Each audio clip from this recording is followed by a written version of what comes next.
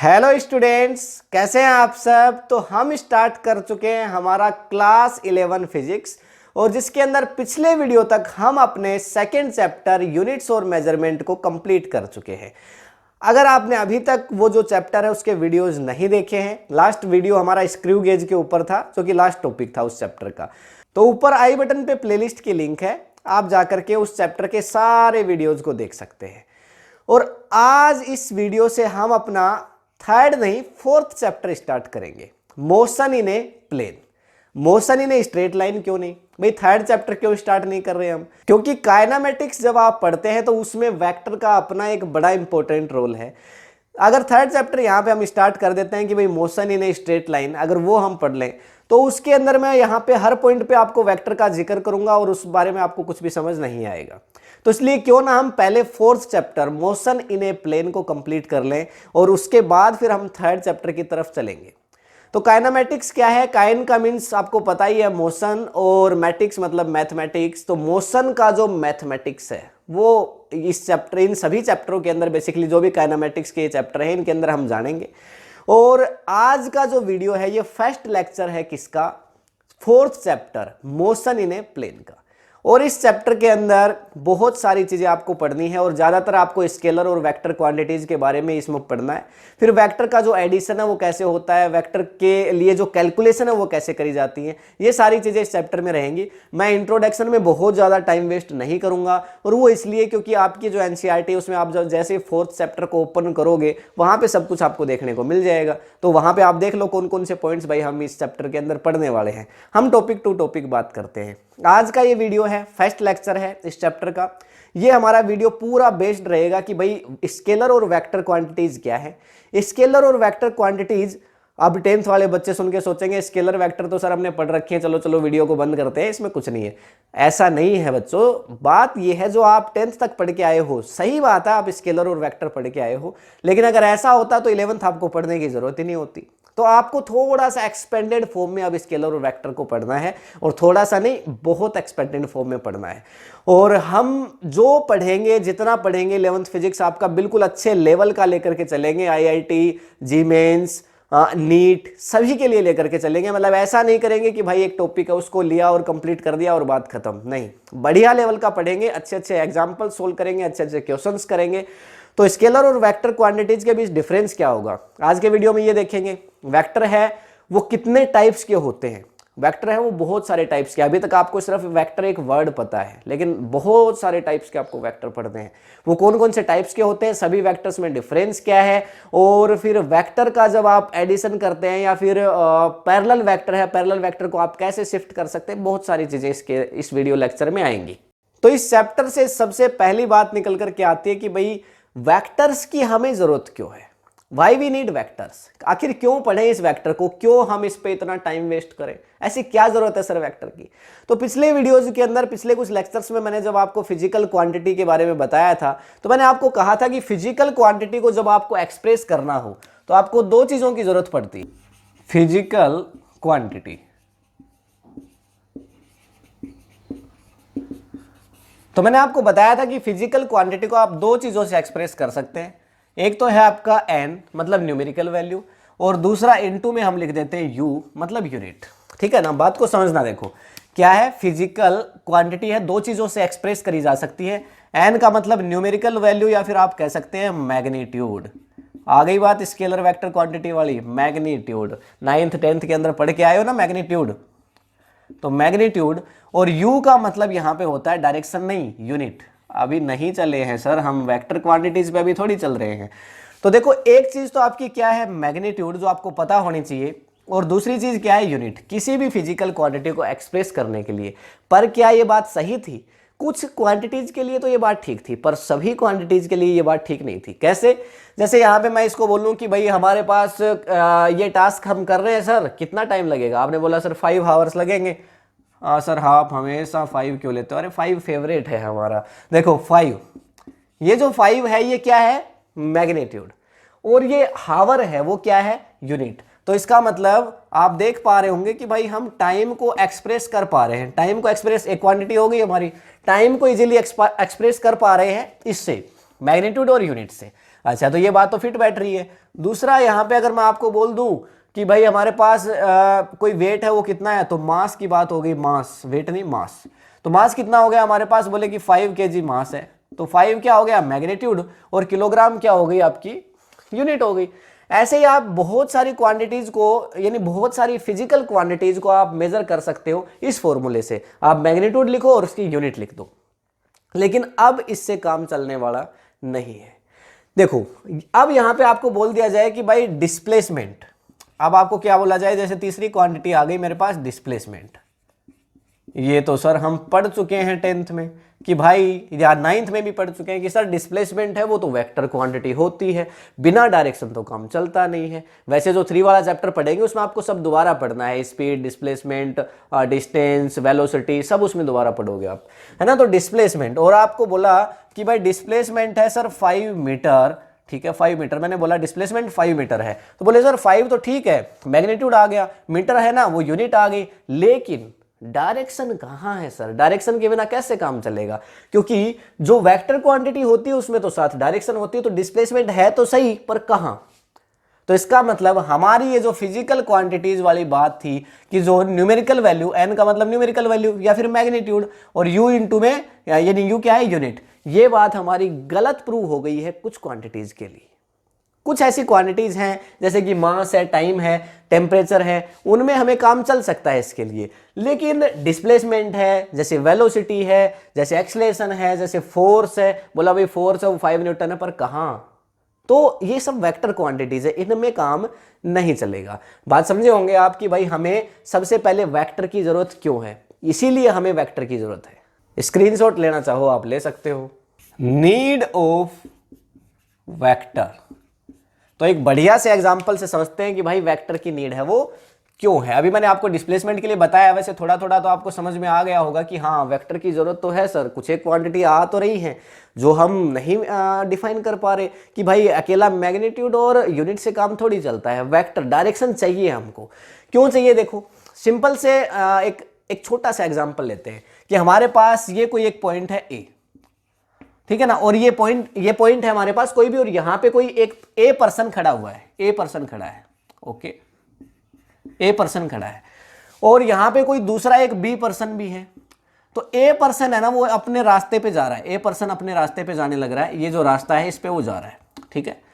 अब ये किसी बी पर्सन से क्या कहता है, बी पर्सन से पूछता है, एक सवाल पूछता है, क्या पूछता है कि भाई मुझे जाना है फलाने गांव, फलाना मतलब हमारा एक मारवाड़ी का वर्ड है, फलाना मतलब मुझे एक पर्टिकुलर उस गांव में जाना है, तो मुझे उस गांव में जाना है, तो वो गांव कितना दूर है। तो इस बी पर्सन ने बोला कि भाई वो गांव है ना वो 20 किलोमीटर है, 20 किलोमीटर है। ए ने सुना, ए बड़ा जल्दी में चल रहा था, ए ने सुना और वो चलता गया और 20 किलोमीटर पहुंच गया इसी डायरेक्शन के अंदर, 20 किलोमीटर आ गया। लेकिन बाद में उसने यहां पे कोई एक आदमी मिलता है सी, वहां पे इसको कोई एक सी पर्सन और मिलता है, और ये सी पर्सन से पूछता है कि भाई जो उस गांव मुझे जाना है वो गांव कहां पे है। तो सी इसको क्या कहता है, सी इसको कहता है कि यार वो गांव तो तुम पीछे छोड़ आए। बोले हमने तो एक आदमी से पूछा था, वो बोले कि आगे 20 किलोमीटर है। बोले सच बताओ क्या उसने कहा था आगे 20 किलोमीटर है। बोले नहीं, उसने कहा था 20 किलोमीटर है। तो तुम्हें पूरा पूछना चाहिए था यार, तुम ऐसे कैसे चले आ रहे हो, बात समझ रहे हो कि नहीं। भाई तुमने पूछा गांव कहां है, उसने बताया 20 किलोमीटर। अब तुम्हें ये थोड़ी कहा इस रोड पे चलना है तुम्हें, अरे तुम्हें डायरेक्शन थोड़ी बताई थी, तुम चल पड़े, अब उल्टे जाओ वापस जाओ। तो क्या हुआ कि अगर ये बी इसको ऐसा बता देता या फिर ए इससे ऐसा पूछ लेता कि भाई यहां पे मुझे ईस्ट डायरेक्शन में जाना है, कि मुझे यहां से वेस्ट डायरेक्शन में जाना है, कि मुझे नॉर्थ डायरेक्शन में जाना है, या फिर मुझे साउथ डायरेक्शन में जाना है, मुझे जाना किस तरफ है। भाई 20 किलोमीटर तो तुम कह रहे हो तुम चले जाओ, पर मैं जाऊं कहां 20 किलोमीटर, ये मुझे बता दो जरा। तो बात समझ में आती है। तो फिर अगर ये ऐसा पूछ लेता ए, तो फिर बाद में भाई ये अपने सही गांव में पहुंच जाता, लेकिन अब ये पहुंच नहीं पाया। तो इसका मतलब वेक्टर की नीड तो है, अरे वेक्टर की नीड है कि नहीं है। तो ऐसी बहुत सारी सिचुएशंस आपको होंगी जिसमें आपको वेक्टर की नीड पड़ेगी। मतलब जिसमें आपको डायरेक्शन के बिना काम चलेगा नहीं। और अभी ये केवल 4 ही डायरेक्शन नहीं है, अब हम देखेंगे डायरेक्शन की भाई यहाँ पे इस डायरेक्शन को क्या बोलेंगे, इसको क्या बोलेंगे। अब अलग अलग डायरेक्शंस के बारे में भी अब बात करेंगे, डिटेल में बात करेंगे। देखो जो पढ़ेंगे अच्छा पढ़ेंगे या फिर नहीं पढ़ेंगे, ठीक है। नहीं पढ़ेंगे वाला ऑप्शन तो है नहीं, तो जो पढ़ेंगे अच्छा पढ़ेंगे डेफिनेटली, ठीक है। ऐसा नहीं पढ़ेंगे कि मतलब कुछ भी बता करके चले गए, बीच में एक दो पॉइंट छोड़ दिया, ये सब। पहले हम डिटेल में बात कर लेते हैं किसके बारे में, स्केलर और वेक्टर क्वांटिटीज के बारे में, उसके बाद फिर चलेंगे सारी चीजों पे। इसका स्क्रीनशॉट लेना चाहो, खैर इसका स्क्रीनशॉट तो तुम क्या ही लोगे। डिफरेंस पे बात करेंगे अब स्केलर और वेक्टर क्वांटिटीज में भाई डिफरेंस क्या है। एक साइड लिख दे रहे हैं स्केलर क्वांटिटीज,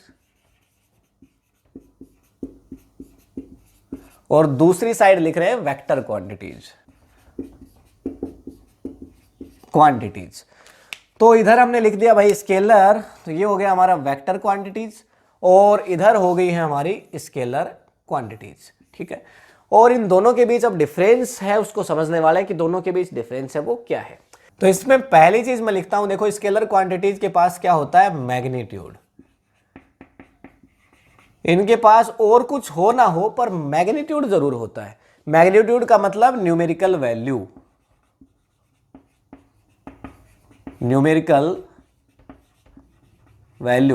देखो कोई स्पेलिंग मिस्टेक हो जाए तो माफ करना जरा तुम।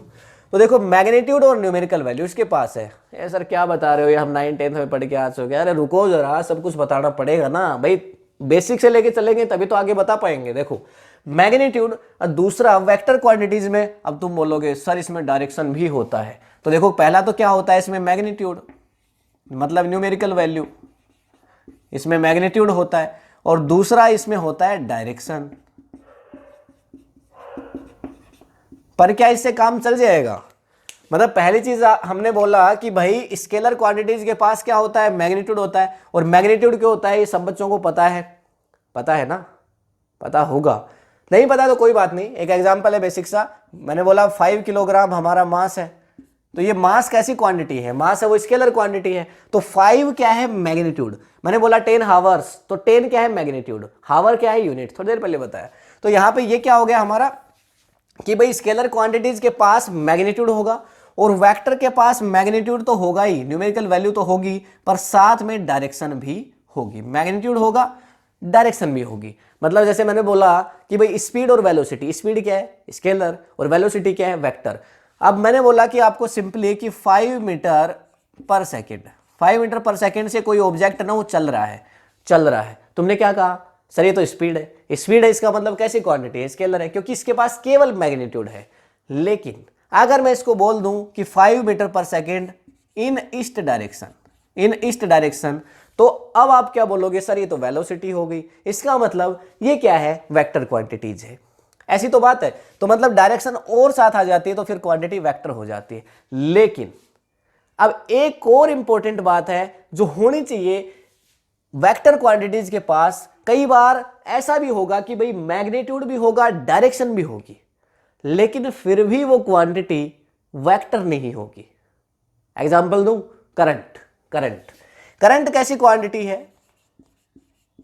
करंट के पास बताओ क्या क्या होता है। करंट के पास मैग्नीट्यूड होता है, मैंने बोला 5 एम्पियर मैग्नीट्यूड है, और हमेशा करंट कहां से कहां, पॉजिटिव से नेगेटिव फ्लो करता है, मतलब डायरेक्शन भी है। लेकिन फिर भी करंट एक वेक्टर क्वांटिटी नहीं है, ये एक टेंसर क्वांटिटी है, ठीक है। टेंसर क्या होता है वो अभी के लिए, फिलहाल के लिए आपके काम की बात नहीं है। जब हम 12th के बारे में पढ़ रहे होंगे तो जरूर इस बारे में बात करेंगे। देखो करंट है, 5 एम्पियर है, इसके पास मैग्नीट्यूड है, डायरेक्शन है, फिर भी ये वेक्टर क्वांटिटी नहीं है। तो एक चीज और होनी चाहिए इन वेक्टर क्वांटिटीज के पास, ये बता दो सर, ये बता दो, क्योंकि ये तो हम जानते थे, अब जो चीज आ रही है वो तुम नहीं जानते। तो वो क्वांटिटी, वो चीज क्या है, देखो उसको अब मैं राइट डाउन कर देता हूं, ठीक है। उसको राइट डाउन कर देता हूं कि तीसरा पॉइंट जो है वो हमारा क्या है, these added according to vector law of addition. समझ नहीं आई बात, क्या कहा, देखो अगर मुझे क्या करना हो, मुझे जोड़ना हो दो क्वांटिटीज को, जैसे मेरे पास इधर एक क्वांटिटी है, इधर एक क्वांटिटी है, दोनों को मुझे क्या करना है, जोड़ना है, ऐड करना है। तो these added according to according to vector law of addition, ये सबसे ज्यादा यहां पे इंपॉर्टेंट बात है, vector law of addition. Vector law of addition के हिसाब से ये क्या होंगे, ऐड होंगे। वेक्टर लॉ ऑफ एडिशन के हिसाब से ऐड होना पड़ेगा। वेक्टर लॉ ऑफ एडिशन क्या है, इसको तो हम डिटेल में समझेंगे, लेकिन थोड़ा थोड़ा आपको बता देता हूं सिंपली कि ये है क्या। जैसे यहां पे मेरे पास क्या हुआ, ये एक डायरेक्शन है, यहां पे मान लेते हैं कि मेरे पास कोई एक क्वांटिटी है, फोर्स है, वो 5 न्यूटन है, किसी एक डायरेक्शन में है। दूसरा यहां पे मेरे पास एक क्वांटिटी है, वो 10 न्यूटन है। तो मैं इन दोनों को जब ऐड करूं, जैसे यहां पे मैंने किया 5 + 10, तो क्या आ जाएगा 15। सिंपल एडिशन है। ये मैंने केवल एडिशन किया मैग्नीट्यूड का, अभी डायरेक्शन का जिक्र नहीं आया। तो इनको तो आप जैसे मर्जी ऐड कर दो भाई, 10 आवर्स और 15 आवर्स जोड़ दो 25 आवर्स, 10 किलोमीटर प्लस 15 किलोमीटर जोड़ दो 25 किलोमीटर, और ऐड कर दो 30 किलोमीटर प्लस और हो जाएगा उसमें। मतलब इनको तो मैग्नीट्यूड से जोड़ा जा सकता है, कोई दिक्कत नहीं। जो नॉर्मल वैल्यू है ना, जैसे कैसे जोड़ते हैं, अलजेब्रा फॉर्म में, ठीक है ना। They can be added by the rules of algebra. जो अलजेब्रा के रूल्स है हमारे, a + b + c जितनी वैल्यूज होती है उनको जोड़ देते हैं, उनके हिसाब से इनका एडिशन तो किया जा सकता है, लिख दूंगा यहां पे। लेकिन इनका एडिशन करने के लिए आपको these are added according to vector law of addition, vector law के हिसाब से आपको जोड़ना पड़ेगा। मतलब अगर ये इन दोनों के बीच का एंगल चेंज होता है, तो इनके बीच जो वैल्यू आएगी वो भी चेंज होगी। जैसे यहां पे फोर्स लग रहा है, मान लो इधर 5 न्यूटन और इधर भी लग रहा है कितना, 5 न्यूटन। तो अगर आप स्केलर क्वांटिटी को जोड़ोगे तो 5 और 5 हो जाएगा 10। पर अब इस सिचुएशन में देखो, वही सेम मैग्नीट्यूड है, यहां पे भी चलो 5 कर दूं, सेम मैग्नीट्यूड है, लेकिन अब एक ये पॉजिटिव डायरेक्शन में है और एक ये अपोजिट, दोनों एक दूसरे के अपोजिट डायरेक्शन है। मतलब ये क्या हो जाएगा, 5 - 5 = 0। दो फोर्स थे, सेम फोर्स थे, पर दोनों का जो एडिशन आया, दोनों को जब आपने जोड़ा, जो रिजल्ट आया वो अलग आ गया। देखो यहां पे तो 10 आने वाला था, यहां पे 10 आ सकता है, तो क्योंकि इनके बीच का जो एंगल था वो चेंज हो गया। तो जैसे जैसे एंगल चेंज होगा, 90 कर दो तो कुछ और वैल्यू आएगी। तो जैसे जैसे दो वेक्टर्स के बीच का एंगल चेंज होगा, ऐसे हो गया, ऐसे हो गया, ऐसे हो गया, ऐसे हो, कुछ भी हुआ, दो वेक्टर्स के बीच का जैसे जैसे एंगल चेंज होगा, तो जब आप उनका एडिशन करोगे तो उनकी वैल्यू भी चेंज होगी, जो रिजल्ट आएगा वो वैल्यू भी चेंज होगी। डेफिनेट इंपॉर्टेंट बात है, वैल्यू भी चेंज हो जाएगी।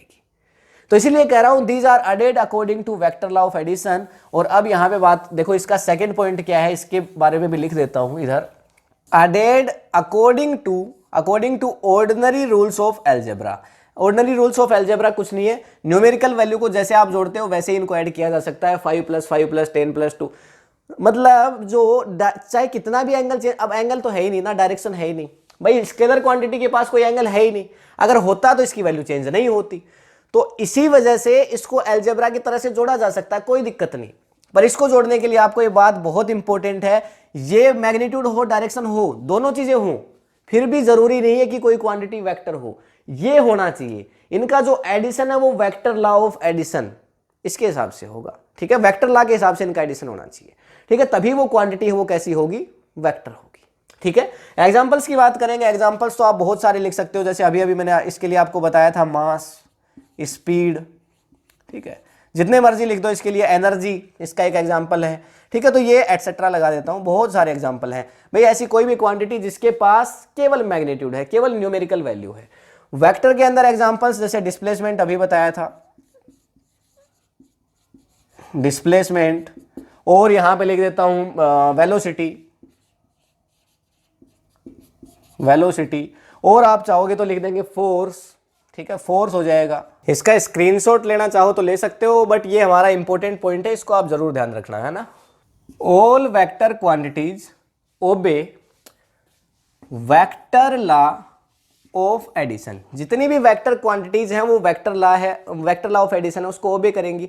तो कहने का मतलब हमारा क्या है कि भाई जितनी भी क्वांटिटीज हैं वेक्टर, उन सभी के पास डायरेक्शन तो होती है, पर इसका मतलब ये बिल्कुल नहीं है कि जिन क्वांटिटीज के पास डायरेक्शन हो वो सारी वेक्टर हो।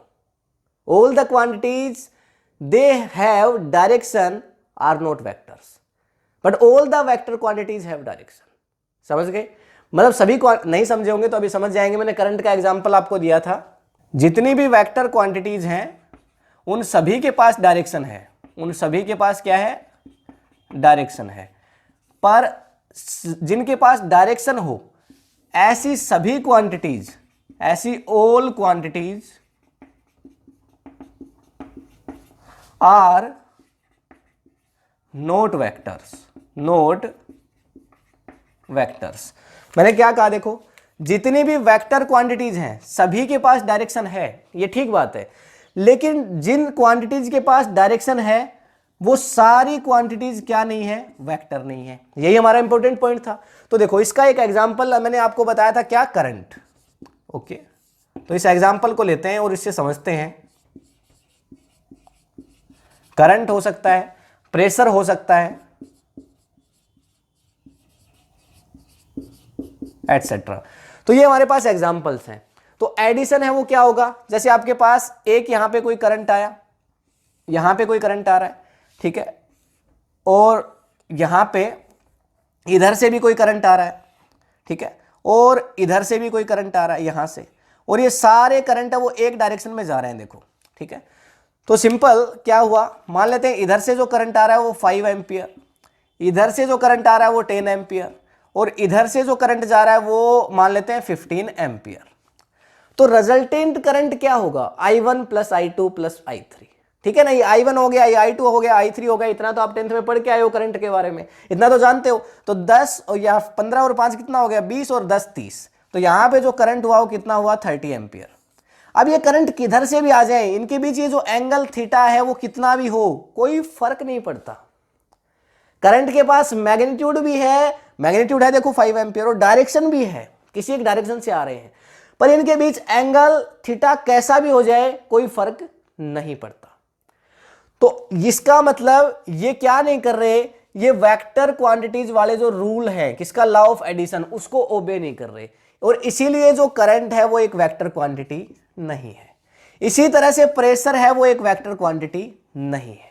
समझ गए? नॉर्मली आप इनको स्केलर लेंगे, लेकिन मैंने आपको बताया टेंसर क्वांटिटीज हैं, और ये टेंसर क्वांटिटीज क्यों है इसकी बात भी हम कर लेंगे जब हम 12th के लिए इलेक्ट्रिसिटी पढ़ रहे होंगे। लेकिन बात ये, जब भी इनके बीच थीटा की वैल्यू चेंज हो, तो यहां पे अब 30 एम्पियर आ रहा है, ये 15 आ सकता है, मतलब ये कम से कम जो वैल्यू है ना 5, इससे कम नहीं आ सकता, 5 से कम नहीं आएगा ये, और जो मैक्सिमम वैल्यू इन सबको जोड़ के आ रही है 30, इससे ऊपर नहीं आएगा। तो 5 से 30 के बीच इसकी वैल्यू कुछ भी आ सकती है, अगर ये क्वांटिटी कैसी होती? वेक्टर होती, अगर ये वेक्टर लॉ ऑफ एडिशन को फॉलो करती। समझ गए? स्क्रीनशॉट ले सकते हो। अब नेक्स्ट पॉइंट आता है रिप्रेजेंटेशन,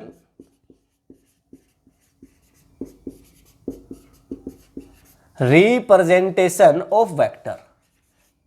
स्पेलिंग में अगर कोई मिस्टेक हो तो सर ठीक कर लेना प्लीज, रिक्वेस्ट आपसे। तो रिप्रेजेंटेशन ऑफ वेक्टर, कैसे रिप्रेजेंट करें वेक्टर को? तो वेक्टर को रिप्रेजेंट करने के लिए आपको एक एरो की जरूरत पड़ेगी। एक एरो से ही आपका वेक्टर वो रिप्रेजेंट हो जाएगा। कैसे? देखो, ये मैंने बनाया एक एरो, ये हमने एक एरो बना दिया बढ़िया सा, ये हमारा बढ़िया सा एरो है, ठीक है। इसको हम डेकोरेट कर देते हैं थोड़ा इस एरो को, ठीक है। वैसे डेकोरेशन हमें आता नहीं है, हमारा डेकोरेशन बड़ा खराब है। देखो, ये एरो है, और इस एरो के अंदर ये जो हिस्सा है इसको बोला जाता है टेल, ये इस एरो की पूंछ है, टेल, और ये जो हिस्सा है इसको बोला जाता है हेड, ये इस एरो का क्या है? हेड। मतलब एक एरो में दो चीजें होती हैं, एक होती है टेल और दूसरा होता है हेड, ठीक है। अब वेक्टर को एक इस एरो की हेल्प से कैसे रिप्रेजेंट किया जा सकता है?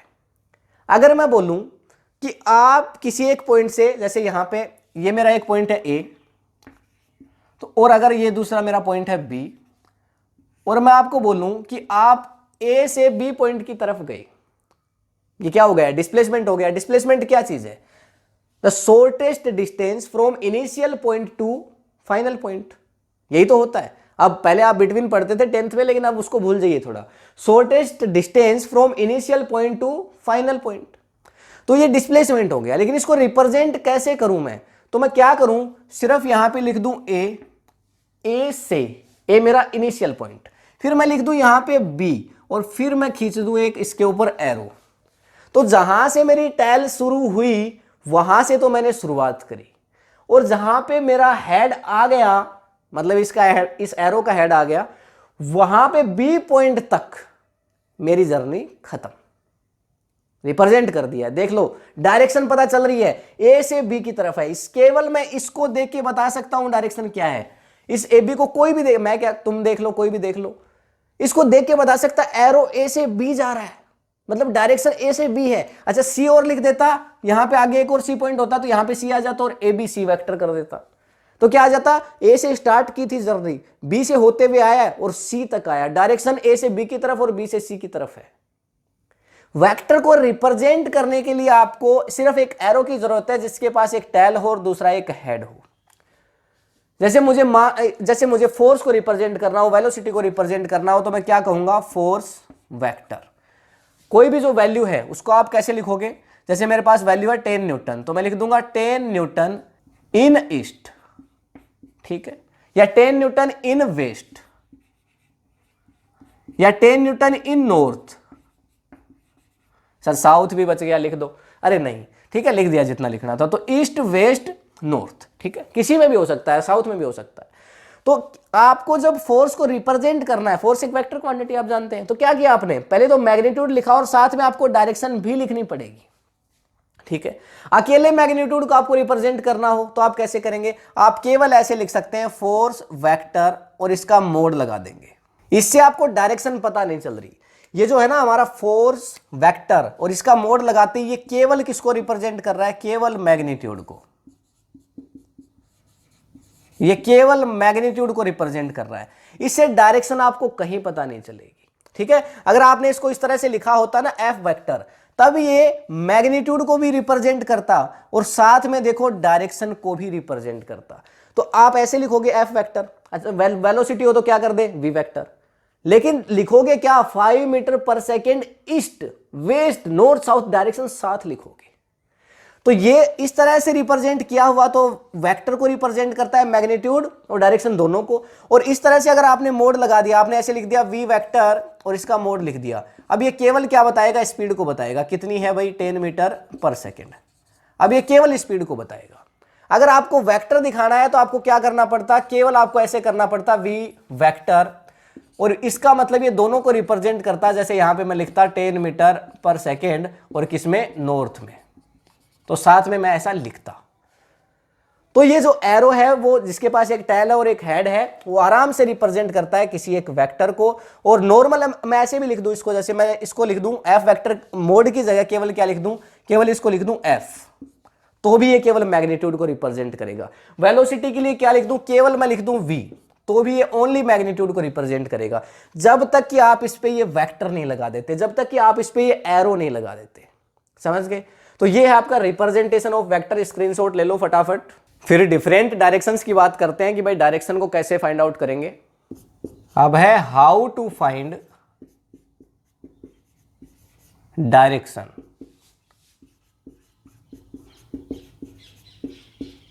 कैसे फाइंड आउट करोगे डायरेक्शन को, सर कंपास से फाइंड आउट करेंगे। अरे नहीं, कंपास वाला काम नहीं चलना इधर।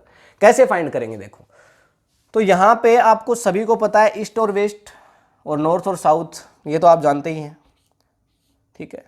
तो ये मैंने बना दिए, एक यहां पे हो जाएगा हमारे पास ईस्ट, तो ये हो गया ईस्ट, ये हो गया हमारा नॉर्थ, ये हो गया हमारा वेस्ट, ठीक है, डब्लू, ठीक है, ये क्या हो गया ई, ये क्या हो गया एन, और ये हो गया साउथ, ये हो गया एस। ये 4 डायरेक्शन मेजर करने में तो आपको कोई दिक्कत नहीं है। एक पॉइंट है, यहां से आपको ईस्ट मेजर करना हो आप बता देंगे, वेस्ट मेजर करना हो बता देंगे, नॉर्थ मेजर करना हो बता देंगे, साउथ मेजर करना हो बता देंगे। लेकिन यहां पे मैंने एक एरो बनाया, ये डायरेक्शन बताओ क्या है, ये डायरेक्शन कौन सी है। तो आप क्या देखेंगे भाई, आप ईस्ट से जा रहे हैं, कहां जा रहे हैं, नॉर्थ, मतलब ये डायरेक्शन है वो आपकी क्या होगी, नॉर्थ ईस्ट। क्या होगी, नॉर्थ ईस्ट। आप कहां गए हैं, नॉर्थ में गए हैं, कहां से गए हैं, ईस्ट में गए हैं, ठीक है। और साथ में अगर यहां पे मैं एक एंगल और दे दूं, अगर यहां पे मैं एंगल दे देता हूं 60 डिग्री, तब आपको क्या करना पड़ेगा, तब फिर आपको, आप इसको नॉर्थ ईस्ट नहीं लिख सकते, तब फिर आपको इसको लिखना पड़ेगा 60 डिग्री नॉर्थ। कहां पे, ये एंगल किस में, देखो नॉर्थ में जा रहे हो, नॉर्थ ऑफ ईस्ट, कहां से जा रहे हो फिर वो आएगा, ठीक है। 60 डिग्री गए, यहां से 60 डिग्री गए, किस में गए, नॉर्थ में, तो नॉर्थ ऑफ ईस्ट, जिससे गए हो वो बाद में आ जाएगा, ठीक है। ऐसे ही यहां पे एक और एरो, जैसे मैं इधर बना दूं, इधर बना दूं, तो आपको इसको रिप्रेजेंट करना हो तो आप सिंपली इसको कैसे लिख सकते हो, आप इसको लिख सकते हो नॉर्थ वेस्ट। कहां से आए हो, तो यहां पे नॉर्थ से आए हो, किस में आए हो, वेस्ट में आए हो, तो इसको नॉर्थ वेस्ट बोल सकते हो। लेकिन वही चीज अगर यहां पे एंगल आ जाए, यहां पे एक एंगल आ जाए, जैसे एंगल आ गया 45 डिग्री या 50 डिग्री, तो अब इसको आप क्या लिखोगे, अब इसको आप लिखोगे 45 degree west, 45 degree of west, ठीक है। या फिर यहां पे देखिए 45 डिग्री वेस्ट ऑफ, कहां से आए हो आप, देखो वेस्ट में आए हो, कहां से आए हो, नॉर्थ, तो 45 डिग्री वेस्ट ऑफ नॉर्थ, समझ गए। ऐसे ही इधर मैं एक एरो रिप्रेजेंट कर दूं, कोई एक एरो, इस तरह से एक एरो बना दिया हमने, डायरेक्शन बना दी।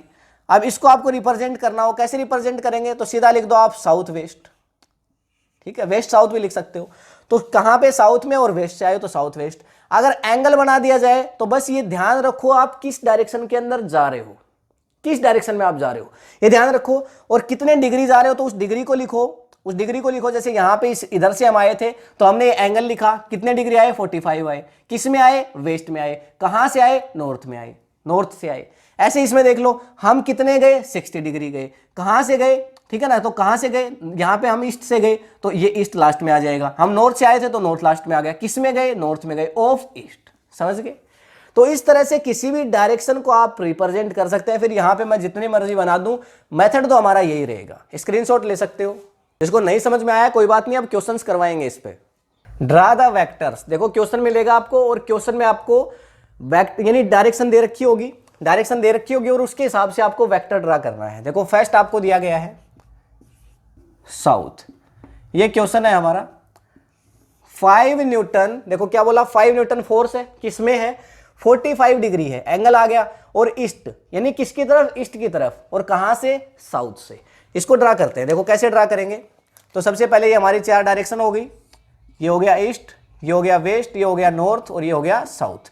अब कहां से हम जा रहे हैं, देखो साउथ से जा रहे हैं, साउथ हमारा कहां है, ये साउथ है, कहां जा रहे हैं, ईस्ट में जा रहे हैं, तो साउथ से हम ईस्ट में जा रहे हैं, कितना जा रहे हैं, 45 डिग्री जा रहे हैं। तो ये हमारा हो गया 45 डिग्री, और कितना गए हैं हम, देखो कहां से गए, साउथ से, जो जिसमें गए हैं वो यहां आ जाएगा, समझ गए। तो यहां से गए, फिर ईस्ट में गए हैं, और कितना डिग्री गए हैं, 45 डिग्री। तो इसको मैं लिख सकता हूं 5 न्यूटन, मतलब सबसे पहले डिग्री आ जाएगा ना, 45 डिग्री, 45 डिग्री किस में आए, ईस्ट में, ऑफ कहां से आए, साउथ से, ठीक है। इस तरह का कोई भी क्वेश्चन होगा इजीली आप कर पाओगे, जरूर कर पाओगे। एक और क्वेश्चन दे देता हूं, देखो सेकंड क्वेश्चन, उसके लिए फाइंड आउट करना आप। 5 मीटर पर second 60 degree west of north, इसके लिए ड्रा करके बताओ। ड्रा कर लोगे आराम से, कुछ नहीं करना, सिंपल। देखो क्या करें, ये हमारा हो गया डायरेक्शन, क्या है भाई, ये ईस्ट, ये वेस्ट, ठीक है ना, नॉर्थ, और ये हो जाएगा साउथ। अब देखो कहां से, नॉर्थ से, नॉर्थ से कहां, वेस्ट में, वेस्ट की तरफ, कितना, 60 डिग्री। तो 60 डिग्री ये हमारा हो गया 60 डिग्री, 60 डिग्री नॉर्थ से वेस्ट की तरफ, ठीक है। और यहां पे जो लाइन है देखिए क्या है, 5 मीटर पर सेकेंड। अच्छा इसको कैसे बनाओगे भाई, ये 5 न्यूटन, इसको कैसे बनाओगे, 5 मीटर पर सेकेंड, इसको कैसे बनाओगे। तो नॉर्मल ग्राफ जो होता है ना, जिसमें आप बनाओगे, तो ग्राफ के अंदर आपके पास क्या होते हैं, छोटे छोटे छोटे छोटे बॉक्सेस होते हैं। अब ग्राफ पेपर में आपके पास 5 न्यूटन तो आपको मिलेगा नहीं, 5 मीटर पर सेकंड तो आपको मिलेगा नहीं, तो आपको 1 सेंटीमीटर का जो कॉलम है, 1 सेंटीमीटर का जो कॉलम है, उसको आपको इक्वल मान लेना है 1 न्यूटन के, या फिर आपको उसको इक्वल मान लेना है किसके, इस केस में क्या हो जाएगा, 1 मीटर पर सेकंड के, ठीक है। और ये लाइन जो बनानी है ना, वो ऐसा नहीं कि आप बहुत लंबी लाइन बना दी, ऐसा नहीं, आपको ये 5 है तो 5 बॉक्सेज को काउंट करके वहां तक ही लाइन बनानी होगी, क्योंकि आपका एक बॉक्स 1 सेंटीमीटर किसके इक्वल है, 1 मीटर पर सेकंड के। इस केस में भी आपको 5 बॉक्सेस तक ही लाइन बनानी होगी, क्योंकि आपका एक बॉक्स 1 न्यूटन के बराबर है, और आपको कह रहा है 5 न्यूटन बनाओ, इसमें आपको कह रहा है 5 मीटर पर सेकंड बताओ, ठीक है। तो इस तरह से आप किसी भी क्वेश्चन को इजीली मतलब इसको सोल्व कर सकते। यार क्वेश्चन क्या है, ये कुछ नहीं है, मतलब आपको सिंपल दे दिया और डायरेक्शन लिखनी है, स्क्रीनशॉट ले सकते हो। वेक्टर के बारे में कुछ इंपॉर्टेंट बातें जानेंगे। अब देखो points related to vector. Vector की जब बात कर रहे हैं तो वेक्टर से संबंधित बहुत सारी बढ़िया चीजें पढ़ेंगे। देखो फर्स्ट पॉइंट क्या आता है, अगर एक वेक्टर को 2 पाई रोटेट कर दिया जाए, अगर एक वेक्टर को 2 पाई रोटेट कर दिया जाए, कोई चेंज नहीं आता, नो चेंज।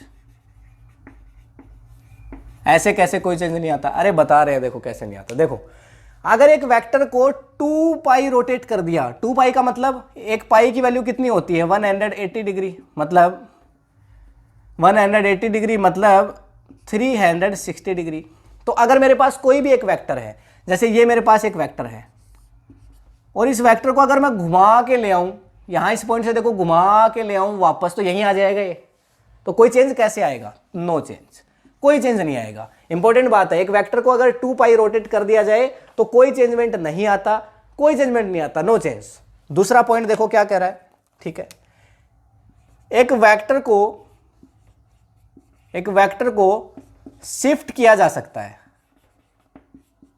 कैसे? पैरेलल। एक वेक्टर अपने आप को पैरेलली शिफ्ट है वो कर सकता है। कैसे करेगा? जैसे यहां पे मेरे पास एक वेक्टर बना लेता हूं, देखो ये मेरे पास एक वेक्टर हो गया सिंपल। तो यहां पे हमारे पास जैसे कोई भी एक वेक्टर हो गया, जैसे ये इसको ऐसे मान लेते हैं कि भाई हमारे पास एक वेक्टर है, कोई ये वेक्टर है, ठीक है, ये वेक्टर है, ठीक।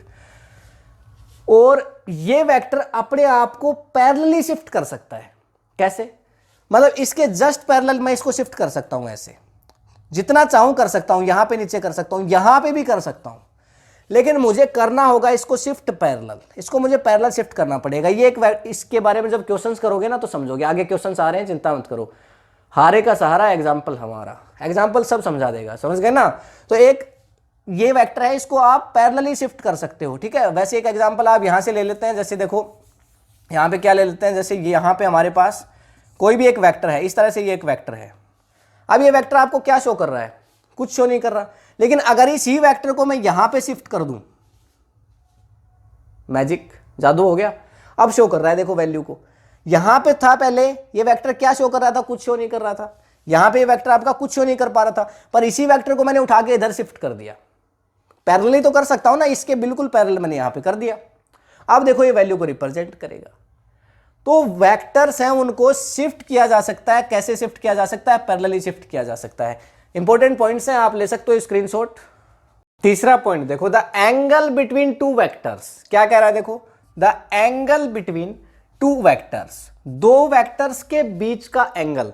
ये मेरे दो वेक्टर हैं, इन दोनों के बीच का angle is smaller of the two angle between the vectors when they are joined tail to tail. मतलब अगर दो वेक्टर्स हो, उनको टेल टू टेल जोड़ा जाता है, तो उनके बीच का हमेशा स्मॉलर एंगल लिया जाएगा। और सबसे जो छोटा एंगल है वो क्या हो सकता है? 180 डिग्री हो सकता है।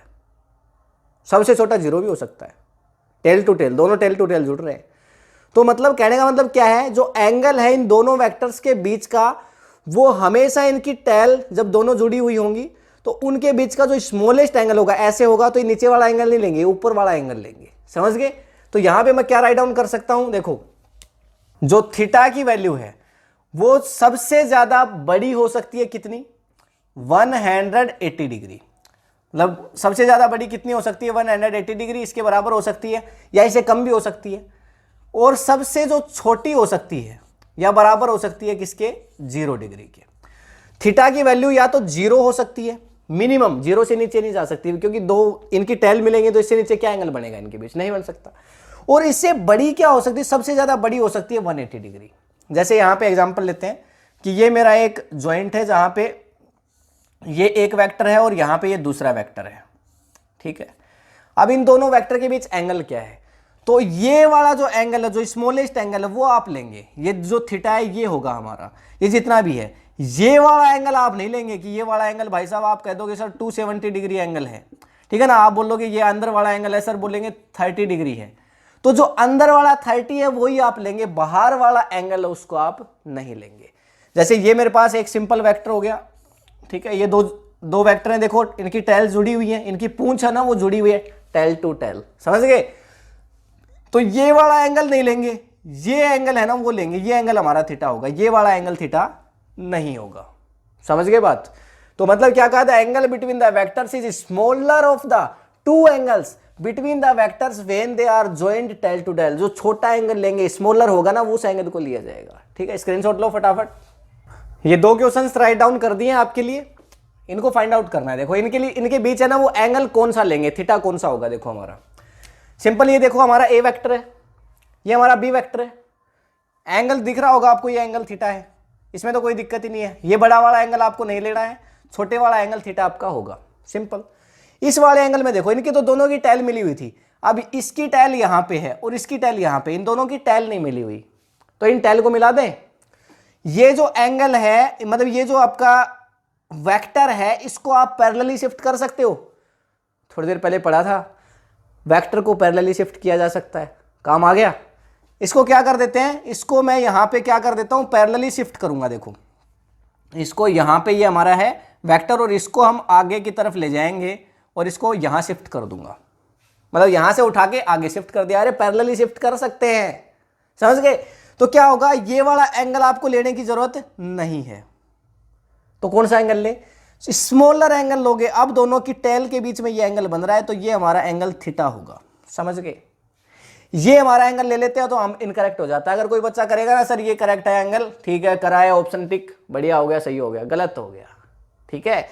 आप इसको पहले इन दोनों की टेल को मिलाओगे तो टेल कैसे मिलेगी, इसको आगे शिफ्ट करना पड़ेगा, पैरेलली शिफ्ट करना पड़ेगा। इसको शिफ्ट कर दिया, शिफ्ट करने के बाद हमने थीटा है और इन दोनों के बीच का स्मॉलर है। अब ये मत ले लेना, ये एंगल ले लेते हैं सर, दोनों की टेल मिल गई, मतलब ये वाला ले लेते हैं, पूरा ले लेते हैं, ये गलत हो जाएगा, फिर भी गलत है। ये छोटे वाला एंगल है वो आपको हमेशा लेना है, ठीक है। स्क्रीनशॉट ले लो, इसका भी लेना चाहते हो।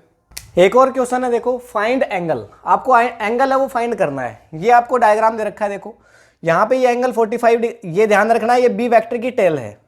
इन सभी की टेल जहां पे मिलेंगी आगे बात करेंगे। देखो क्या कह रहा है क्वेश्चन में, ए वेक्टर और बी वेक्टर के बीच आपको एंगल फाइंड आउट करना है। ये ए वेक्टर और ये बी वेक्टर, देखो ए वेक्टर और बी वेक्टर की टेल नहीं मिल रही है, टेल नहीं मिल रही है, समझ गए। तो ये टेल है, इसको मिलाना पड़ेगा। तो इस बी को कहां शिफ्ट कर दें सर, आगे शिफ्ट कर दें, ठीक है। तो इसके लिए एक डायग्राम बना रहे हैं, देखो, ठीक है, यहां पे इधर बना लेते हैं, देखो एक डायग्राम। तो सिंपल ये सिचुएशन है हमारे पास, ठीक है। और हमारा ए वेक्टर तो देखो बिल्कुल साफ साफ है ए वेक्टर, पर बी वेक्टर हमारा यहां पे है, तो मैं इसको आगे शिफ्ट कर दूं, तो ये मैंने यहां पे आगे शिफ्ट कर दिया, क्योंकि पैरेलली शिफ्ट हम कर सकते हैं, ठीक है। ये हमने इसको आगे शिफ्ट कर दिया है, ठीक। इस पॉइंट से मैंने इसको शिफ्ट किया है, तो ये वाला एंगल कितना था, 60 था, तो ये वाला एंगल भी कितना होगा, 60 होगा। अरे वर्टिकल एक दूसरे के अपोजिट एंगल है ना, एकदम आमने सामने वाले एंगल है, तो ये वाला एंगल 60 है, तो ये वाला एंगल 60 होगा। और ये पूरा क्या है, 90 है, तो 90 माइनस 60 कर दूं तो ये वाला एंगल कितना होगा, 30 डिग्री होगा। और मुझे कौन सा एंगल निकालना है, मुझे ए और बी के बीच। अब ए और बी देखो यहां मिल रहे हैं, ये मेरा बी वेक्टर हो गया। अब तो यहां पे ए और बी मिल रहे हैं, तो इन दोनों के बीच जो एंगल है वो मेरा कितना हो जाएगा, पूरा हो जाएगा 60 डिग्री। देखो 30 प्लस 30, तो ये हो जाएगा, इसमें आ जाएगा मेरा 60 डिग्री। तो पहले के लिए 60 डिग्री आ गया मेरे थीटा की वैल्यू। ये पूरा एंगल हमें देखना पड़ेगा, क्योंकि ये ए और बी के बीच का एंगल है। अब इसके बाद देखो सेकंड में आपसे क्या कह रहा है, A vector and C vector. A vector और सी वेक्टर, देखो ए वेक्टर कहाँ है, ये ए वेक्टर है, ये देखो सी वेक्टर है। ए वेक्टर और सी वेक्टर के बीच में एंगल कितना है, ये वाला एंगल देखो 45 है, तो ये वाला एंगल कितना होगा, अरे टोटल तो 90 है भाई, यहां से लेकर के पूरा एंगल कितना है 90, तो ये वाला 45 है, तो ये वाला भी कितना होगा, 45 डिग्री ही होगा, ये वाला भी 45 होगा। और ए और सी के बीच दोनों की एंड मिल रहे हैं, देखो यहाँ पे इस पॉइंट पे दोनों के एंड मिल रहे हैं, दोनों की टेल मिल रही है, टेल टू टेल एंगल देखना है, छोटे से छोटा। तो 30 प्लस 45 कितना हो जाएगा बी के लिए, तो इसके लिए तो क्या आ गया 60 आ गया। दूसरे वाले के लिए ए से सी के लिए, इसके लिए आ जाएगा 75 डिग्री, 75 डिग्री आ जाएगा, क्योंकि 45 प्लस 30। तीसरा देखो क्या बोल रहा है, बी वेक्टर और सी वेक्टर, ये हमारा बी वेक्टर है और ये हमारा सी वेक्टर, इन दोनों के बीच एंगल कितना है, ठीक है। अब ये नहीं होगा कि भाई ये दोनों एक दूसरे के बिल्कुल पैरेलल नहीं है, कभी आप बोलोगे सर ये तो इस पे शिफ्ट हो जाएगा एंगल 0 डिग्री, बात खत्म। अरे नहीं, देखो एंगल, देखो यहाँ पे ये एंगल 45 है और यहाँ पे एंगल 60 है, और यहाँ पे अगर इसको आगे लेके आते हो तो ये वाला एंगल भी 60 हो जाएगा। देखो कैसे, यहाँ पे ड्रा करते हैं सिचुएशन को। तो देखो यहाँ पे मेरा एंगल क्या है, मुझे किसके बीच में बात करनी है, बी और सी के बीच। इस बार ए का तो लेना देना नहीं है तो उसको बनाएंगे नहीं, ठीक है। तो देखो ये मेरा जो बी है वो यहाँ से जाएगा, तो ये मेरा जो बी है वो यहाँ से जाएगा और ये हो गया आगे शिफ्ट। इस बी को मैंने आगे शिफ्ट कर दिया, कोई दिक्कत, आगे शिफ्ट हो गया। तो ये वाला एंगल और ये वाला एंगल दोनों एक दूसरे के बराबर होंगे कि नहीं होंगे? तो ये वाला एंगल देखो कितना है, 60 डिग्री। अच्छा, ये वाला एंगल कितना है, ये भी 60 डिग्री होगा। लेकिन देखो बीच में यहाँ पे एक और वेक्टर दिया हुआ है, बीच में एक और वेक्टर दिया हुआ है। क्या दिया हुआ है? ये तो मेरा है बी वेक्टर, और एक और वेक्टर यहाँ पे दिया हुआ है सी वेक्टर। देखो ये दे रखा, ये सी वेक्टर के इसके बीच में ये एंगल हमें बोल रहा है कितना है, ये वाला एंगल देखो बोल रहा है कितना है, 45 डिग्री। समझ रहे हो ना बात को? ये वाला एंगल पहले से 45 है, ये इसको मैंने शिफ्ट किया है तो ये एंगल और ये एंगल मतलब पूरा एंगल 60 के बराबर होगा। तो अब मुझे एंगल किसके बीच निकालना है, बी और सी के बीच। बी और सी की टैल देखो यहाँ पे मिल रही है, तो ये एंगल चाहिए बस मेरे को, ये वाला एंगल चाहिए। तो 60 में से 45 को माइनस कर दें तो थीटा की वैल्यू कितनी आ जाएगी, 60 माइनस 45, तो इक्वल्स टू कितनी आ जाएगी, 15 डिग्री। आसान था। ये वाला एंगल मतलब ये वेक्टर बी है और ये वेक्टर सी है, पूरा 60 है, ये वाला 45 है, 60 में से 45 माइनस कर दो, क्या बच गया, एंगल बच गया थीटा 15 डिग्री। क्या क्वेश्चन था यार, स्क्रीनशॉट लो फटाफट। Types of vector. अब वेक्टर के टाइप्स की बात करेंगे, आपकी सारी चीजें क्लियर हो चुकी है। अब टाइप्स ऑफ वेक्टर को कंप्लीट करके और इस वीडियो को लेक्चर को भी कंप्लीट करते हैं, बहुत लंबा खिंच गया। देखो टाइप्स ऑफ वेक्टर में सबसे पहला है आपका इक्वल। आपको नेम से पता चल रहा होगा इक्वल वेक्टर। क्या क्या इक्वल होना चाहिए एक वेक्टर के अंदर, क्या इक्वल होना चाहिए? देखो पहली चीज इक्वल होनी चाहिए मैग्नीट्यूड, मैग्नीट्यूड। दूसरी चीज इक्वल होनी चाहिए डायरेक्शन, डायरेक्शन है वो सेम होनी चाहिए, डायरेक्शन डिफरेंट नहीं होनी चाहिए। और तीसरी चीज इनकी यूनिट भी सेम होनी चाहिए, सेम यूनिट्स।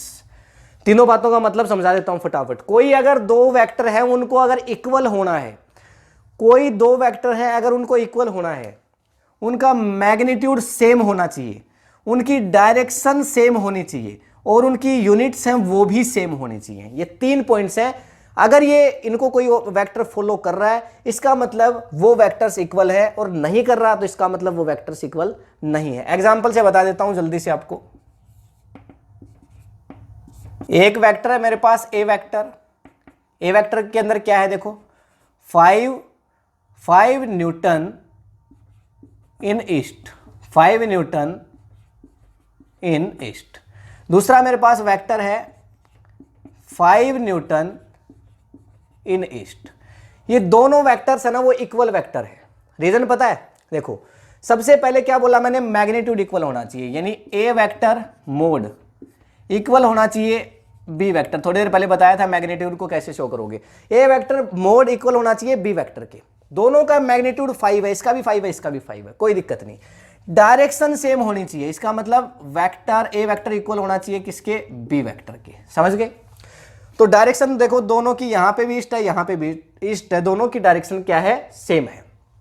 तीसरा यूनिट सेम होनी चाहिए न्यूटन, और यहां पे भी न्यूटन। अगर मैं ऐसे लिख देता ना यहां पे 5 मीटर पर सेकेंड ईस्ट, तो इनका मैग्नीट्यूड सेम था, डायरेक्शन सेम था, मतलब डायरेक्शन भी सेम थी। इक्वल वेक्टर नहीं हो सकते थे फिर भी ये, क्योंकि इनकी यूनिट है वो सेम नहीं थी। ये वेलोसिटी है और ये फोर्स है, दोनों इक्वल कैसे हो सकते हैं? तो ये तीनों चीजें जिसकी इक्वल हो जाए, मैग्नीट्यूड, डायरेक्शन और यूनिट, उस वेक्टर को आप इक्वल वेक्टर कह सकते हैं। बस इतनी बात थी, आप यहां पे इसका स्क्रीनशॉट ले सकते हैं। सेकेंड टाइप है negative vector, negative of A vector. कब एक वेक्टर है वो नेगेटिव होगा? नेगेटिव हो सकता है, बिल्कुल हो सकता है। देखो negative of A vector, magnitude तो सेम हो, मैग्नीट्यूड तो क्या हो, सेम हो, सेम मैग्नीट्यूड, सेम मैग्नीट्यूड मतलब न्यूमेरिकल वैल्यू, मैग्नीट्यूड सेम हो but opposite direction, but opposite direction. अगर ऐसा हुआ ना, सेम मैग्नीट्यूड हुआ लेकिन अगर डायरेक्शन अपोजिट हो गई, तो इसका मतलब वो जो वेक्टर उसको क्या कहेंगे, नेगेटिव ऑफ ए वेक्टर कहेंगे, नेगेटिव वेक्टर कहेंगे। जैसे मेरे पास एग्जांपल ए वेक्टर है, इसको मैं लिख दूं 5 न्यूटन इन ईस्ट, ठीक है। बी वेक्टर है, उसको मैं लिख दूं 5 न्यूटन इन वेस्ट, ठीक है, इन वेस्ट। तो इस सिचुएशन में क्या होगा, ये ईस्ट है ये वेस्ट है, दोनों की डायरेक्शन अपोजिट है। देखो ये इसकी टेल है ए वेक्टर की, ये इसकी टेल है, तो ये मेरा ए वेक्टर हो गया इधर ईस्ट के अंदर, और ये मेरा बी वेक्टर हो गया किसमें, वेस्ट के अंदर। आप देख सकते हो दोनों की डायरेक्शन एक दूसरे के अपोजिट है, दोनों की टेल जहां पे मिल रही है उस पॉइंट को देखो। तो इसका मतलब आप इसको कैसे राइट डाउन करोगे, ए वेक्टर इक्वल है बी वेक्टर के, लेकिन डायरेक्शन अपोजिट है, माइनस लगा दो। तो ऐसे वेक्टर को क्या कहेंगे, नेगेटिव वेक्टर। स्क्रीनशॉट ले लो फटाफट। थर्ड है पैरेलल वेक्टर। ये बताने की जरूरत पड़ेगी क्या पैरेलल वेक्टर क्या होते हैं, कुछ नहीं, जो दोनों वेक्टर एक दूसरे के पैरेलल हो, दोनों वेक्टर एक दूसरे के पैरेलल हो। ये आपका हो गया ए वेक्टर और ये हो गया आपका बी वेक्टर। तो ऐसे वेक्टर्स को क्या कह दिया जाता है, पैरेलल वेक्टर। फोर्थ पॉइंट पे चलते हैं। फोर्थ पॉइंट हो जाएगा, ये पैरेलल है, अब हो जाएगा एंटी पैरेलल। फोर्थ पॉइंट हो गया एंटी पैरेलल वेक्टर।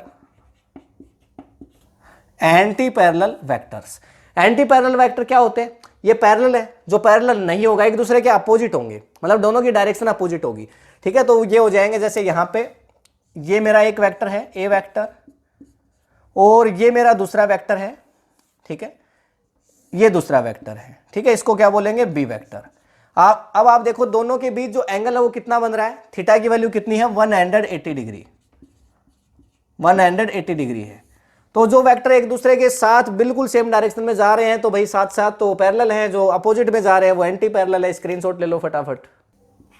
फिफ्थ आता है कोलिनियर वेक्टर। कोलिनियर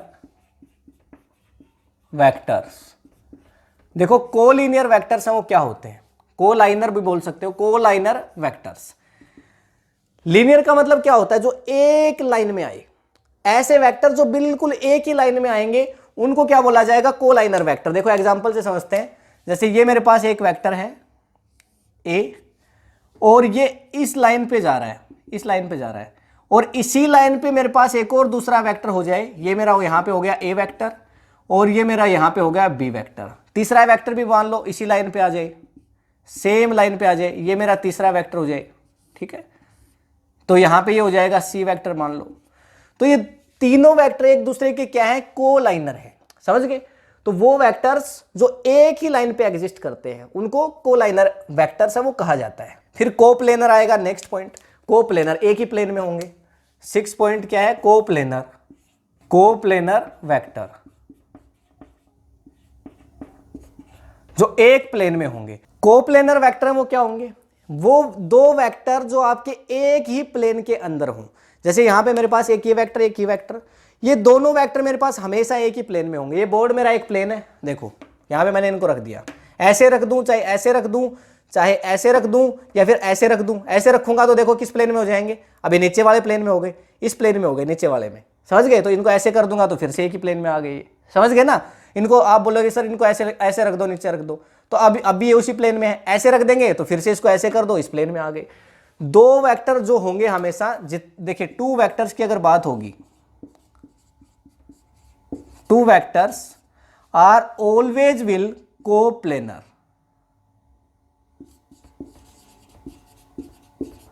दो प्लेनर यानी दो जो वेक्टर है वो हमेशा कोप्लेनर होंगे। लेकिन अगर वेक्टर आ जाए कितने, तीन, अगर तीन वेक्टर हो जाए तब क्या होगा, बात ये सोचने वाली है। तीन वेक्टर हो जाए तो ये मेरे पास एक वेक्टर, ये मेरे पास दूसरा वेक्टर, और यहां पे अगर मेरे पास हो जाए तीसरा वेक्टर।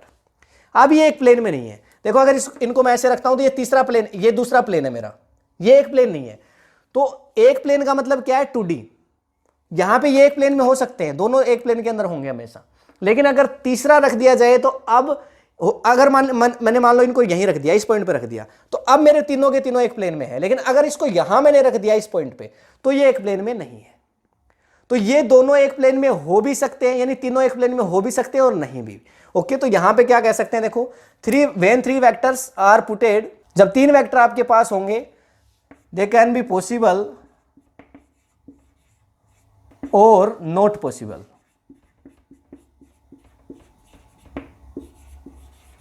तो ये पॉसिबल है कि वो कोप्लेनर हो, और ये भी पॉसिबल है कि वो ये भी नॉट पॉसिबल भी है कि वो कोप्लेनर हो। तो मतलब 2 वेक्टर होंगे जब, तो हमेशा वो कोप्लेनर हो ही जाएंगे, और 3 वेक्टर होंगे तो पॉसिबल हो भी सकता है और नॉट पॉसिबल भी हो सकता है, दोनों चीजें पॉसिबल है। तो यहां पे आप इसको स्क्रीनशॉट ले सकते हैं। 7th पॉइंट है कॉन्करेंट वेक्टर्स। कॉन्करेंट वेक्टर्स वो क्या होते हैं, देखो इसमें 2 चीजें पॉसिबल है।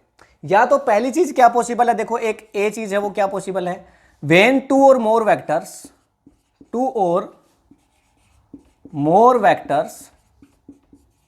2 या 2 से ज्यादा ऐसे वेक्टर्स, 2 और more vectors intersecting at same point. तो अगर 2 या 2 से ज्यादा वेक्टर्स एक ही पॉइंट पे इंटरसेक्ट कर रहे हैं, तो उनको आप कॉन्करेंट वेक्टर बोल सकते हो। कैसे, जैसे यहां पे ये मेरा एक पॉइंट है, और ये मेरा वेक्टर है ए, ये मेरा दूसरा वेक्टर है बी, और ये मेरा तीसरा वेक्टर है सी। ये ए वेक्टर हो गया, ये बी वेक्टर हो गया, और ये मेरा सी वेक्टर हो गया। ठीक है, आप इनको देखो, ये तीनों वेक्टर इसी एक पॉइंट को इंटरसेक्ट कर रहे हैं, इसलिए बोला जा सकता है कि ये तीनों वेक्टर कैसे हैं, कॉन्करेंट वेक्टर है। एक और लगा देता हूं, यहां से देखो, ये हो गया मेरा डी वेक्टर। ये चारों वेक्टर कॉन्करेंट है, क्योंकि ये चारों एक ही पॉइंट पे इंटरसेक्ट कर रहे हैं। एक तो ये सिचुएशन थी, एक और सिचुएशन हो सकती है, हो सकता है इनके पॉइंट एक दूसरे से इंटरसेक्ट ना करें, लेकिन इनका लाइन ऑफ एक्शन इंटरेस्ट है वो सेम होना चाहिए। कैसे, 2 और more vectors they have line of action intersect at same point, मतलब उनकी जो लाइन ऑफ एक्शन है वो एक पॉइंट पे इंटरसेक्ट करनी चाहिए। जैसे यहां पे मेरे पास ये एक वेक्टर है ए वेक्टर, यहां पे दूसरा मेरा एक वेक्टर है बी वेक्टर, इधर मेरा एक और तीसरा वेक्टर है सी वेक्टर, इधर मेरा एक और वेक्टर है 4th डी वेक्टर। लेकिन इन सभी को अगर मैं पीछे बढ़ाता हूं तो देखो एक पॉइंट पे आकर के ये काटते हैं, एक पॉइंट पे आके काटते हैं, ये भी इधर काट रहा है, ये भी इधर काट रहा है, ये भी इधर काट रहा है, ये भी इधर काट रहा है। मतलब एक पॉइंट से स्टार्ट तो नहीं हो रहे थे, ये वेक्टर मेरा अलग जगह पे था, ये अलग जगह पे था, मतलब ये चारों लेकिन एक पॉइंट पे क्या कर रहे हैं, इंटरसेक्ट कर रहे हैं। समझ रहे हैं ना, चारों एक पॉइंट पे क्या कर रहे हैं, इंटरसेक्ट कर रहे हैं। तो line of action intersect at same point, समझ गए। अगर ऐसा भी होता है तो फिर उनको कॉन्करेंट वेक्टर कहा जा सकता है। तो ये कॉन्करेंट हो सकता है, ये कॉन्करेंट हो सकता है। फटाफट स्क्रीनशॉट लो, फिर नेक्स्ट 2 पार्ट और बचे हैं, उस पर चलते हैं। 8th आता है यूनिट वेक्टर।